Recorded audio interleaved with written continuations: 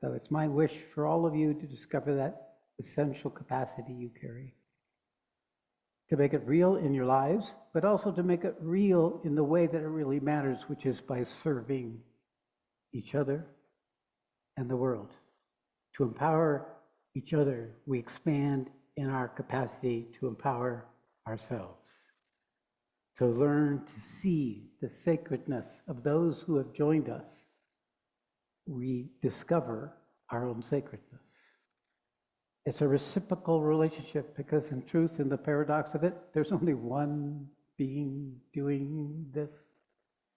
There is only one being, and it's singing its song continuously if we learn to listen and find our own voice to sing it to.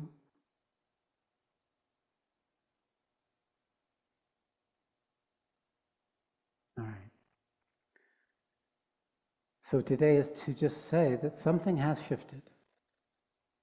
We're in the third pillar session that's in this dimension.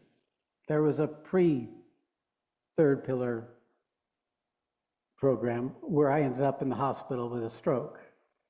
And the last meeting I had with the core team, I was saying, so far it's been a good week. I haven't been in the emergency room. I was in the emergency room 3 consecutive times. I had an injury that felt like someone drove a tree right through my body, a trunk all the way through my body. Much, much more than what it was, but it was a terrible, terrible pain. I've never experienced pain like that before. And I know that this body is the vessel, right? So the body is the arena by which that which could not happen can then happen. Something in the vicinity of that boundary between life and death, beyond life and death, that fracture of the universe. It can't be just a theoretical experience in consciousness that happens in your samadhi or your deep meditation. It has to be writhing in the ground like roadkill, in anguish and inability to breathe or move. It's not a path for the faint-hearted. It is not necessary for each of you to go through such a thing. But it is obviously necessary for me to go through this, because I opened my mouth in the first place. I said, I'm here to manifest the three-word pillar. So I had to die and again and make sure I really knew how it felt to die. So I think the universe has succeeded in convincing me that this is the truth. And what does that mean? Well, actually, it's an archetypal structure, right? Death before birth, winter before spring.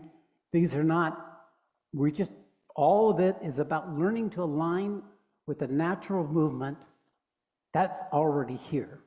Archetypal structures shape our psychology, shape our personalities, shape our resentments and our stories about our mom and our dad and our what was fair and what was unfair. These are common to all of us human beings.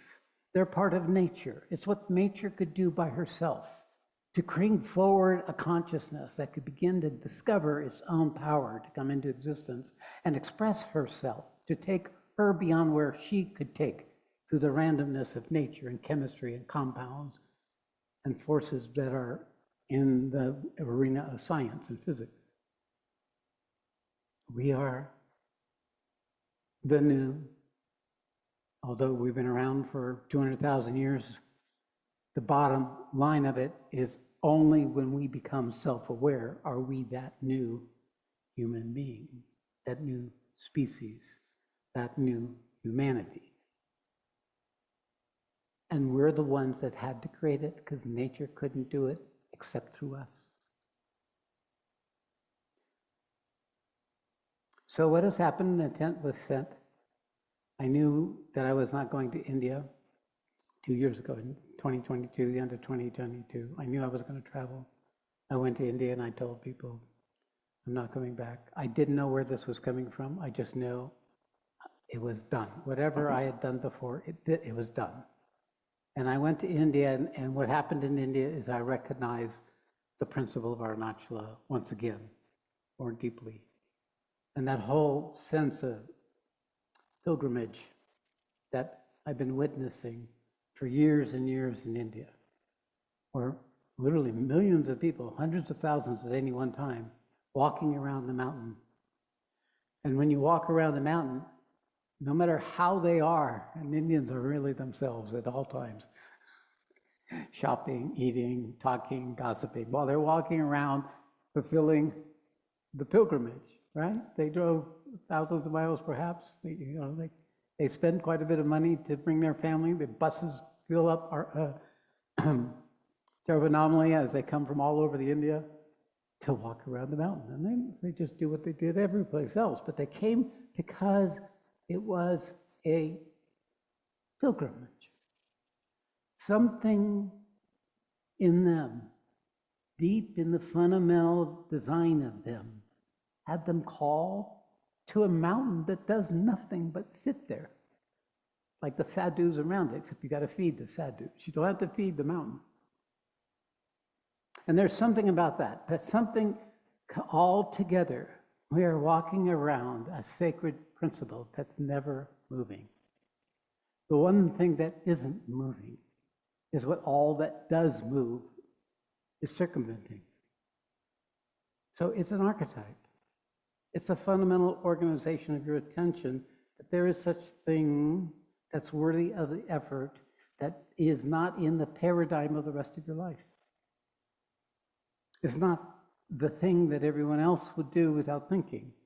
Yes, you bring that with you, but the pilgrimage is to open a possibility, and that there is something in you inspiring or calling you to that possibility. Maybe your family has done it before, or maybe you've heard about it, but whatever be the motive, what has you walking the mountain with all these people is a very sacred principle that's seeking to bring into existence together something out of nothing, or out of apparency of nothing. So to make nothing sacred, to recognize the thing we consider to be nothing, something, is the beginning of the path of owning what it means to be a self-aware human being.